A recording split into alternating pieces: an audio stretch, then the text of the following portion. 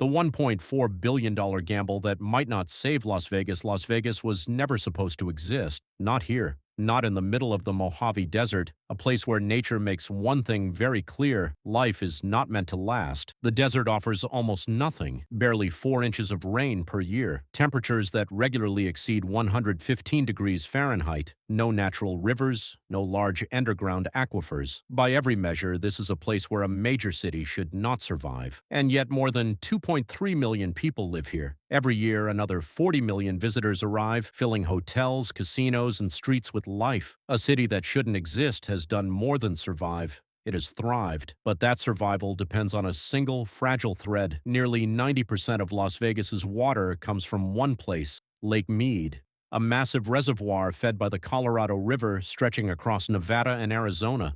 This one lake supports cities across the Southwest, vast agricultural systems, and millions of people.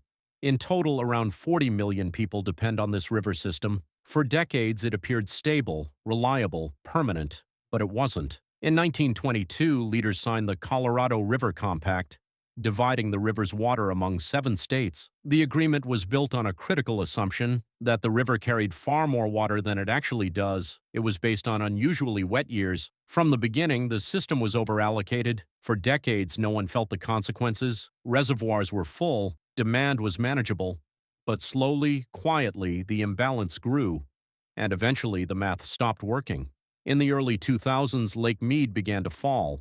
At first, the decline was gradual, almost unnoticeable. Then it accelerated. Year after year, the water level dropped, shorelines pulled back, boat docks were left stranded. A white mineral ring etched itself into the canyon walls, marking the lake's steady retreat.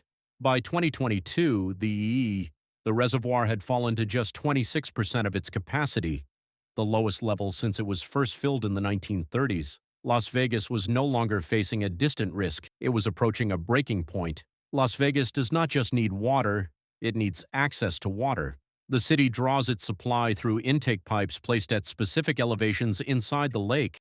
The first intake was built in 1971, a second followed in 1993, positioned slightly lower. Both were designed under the assumption that the lake would remain relatively full, but as water levels fell, a new reality emerged. The pipes could be left above the waterline, not reduce supply, not restrictions, nothing at all. Water engineers track a critical threshold, 895 feet above sea level. At this level, Lake Mead reaches what is known as dead pool. Water can no longer pass through Hoover Dam. Below that point, the system begins to fail entirely.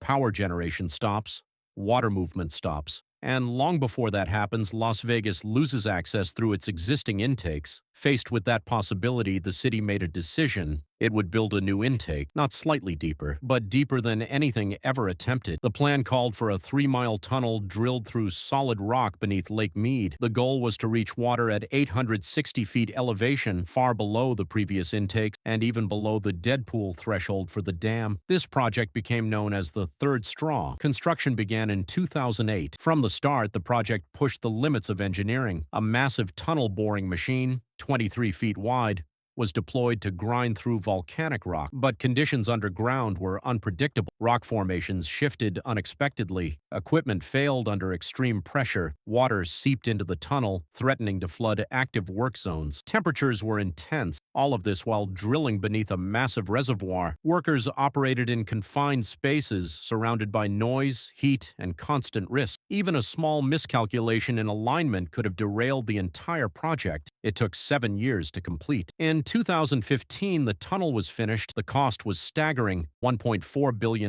funded largely by residents through rising water bills. It became the most expensive municipal water project in American history, and it raised an uncomfortable question: was this true security or just borrowed time? The answer came sooner than expected. By 2022, water levels had dropped dangerously close to the limits of the existing system. Without the third straw, Las Vegas could have faced severe restrictions and economic disruption. The project worked. It provided access to water that would otherwise have been unreachable. It bought the city time. Then came an unexpected shift. The winter of 2022 to 2023 brought heavy snowfall in the Rocky Mountains. As that snow melted, it fed the Colorado River system. Lake Mead rose by more than 20 feet in a single year, a rare and dramatic reversal.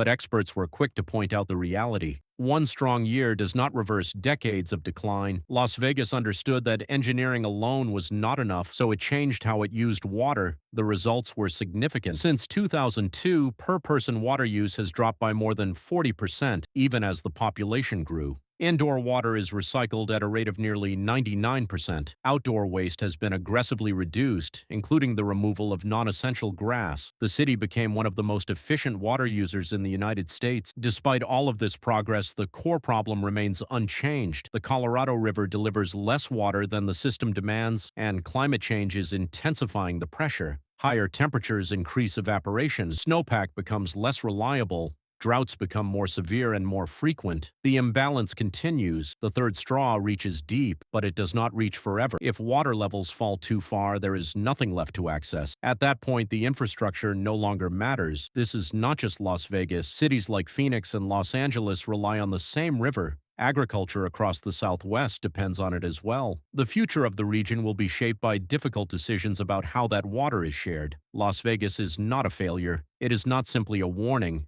It is a demonstration of how far engineering can go and where its limits begin. The third straw is an extraordinary achievement. It is effective, it is necessary, it is remarkable, but it is not a solution.